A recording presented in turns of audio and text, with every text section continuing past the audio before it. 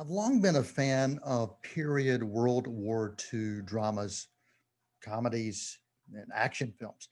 Really, anything that relates to the World War II time period has always intrigued me. And I think part of that is because my grandfather fought for the United States in Patton's army and was a part of many great battles, including the Battle of the Bulge. He was on the shores of Normandy and a few more.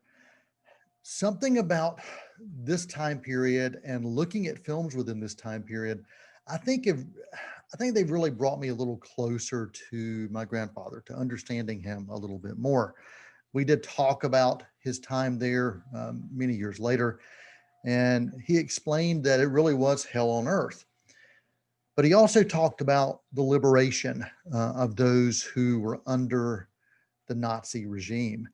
And he talked about the pure joy that they experienced when they realized that they were going to be able to rebuild and find new ways of living in a different kind of world. There is a film within that time period that I want to talk about, The Last Vermeer from TriStar Pictures, starring Guy Pearce. Executive producer Ridley Scott. It's based on a true story and the book called The Man Who Made Vermeers.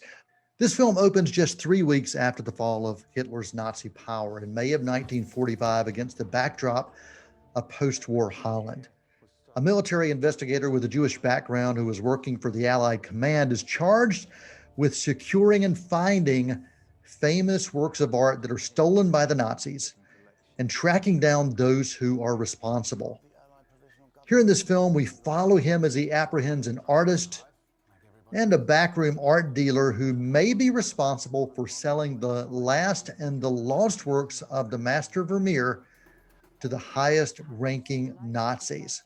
This film is a period mystery that transitions into a courtroom drama with an artist dealer on trial as a collaborator. The score and the production design really captured me from the start. There was some marvelous lighting and cinematography that I really found intriguing. I loved it. The locations, this film was shot in the Netherlands. This is something I was really drawn into, and it had me captivated from the beginning to the end. Guy Pearce, I've got to say, he does chew the scenery.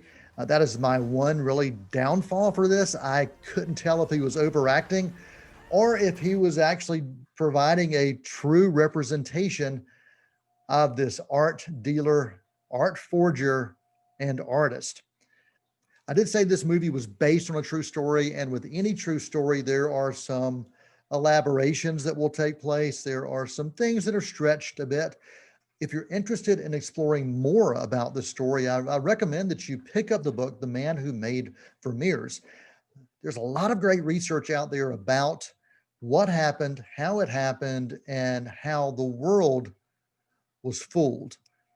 This movie, The Last Vermeer, gets a solid A- rating for me right here on this Elements of Madness, Meet Me the Movie, and Cinema Scene Quick Take. Until next time, I'm Noel T. Manning II, and that's a wrap.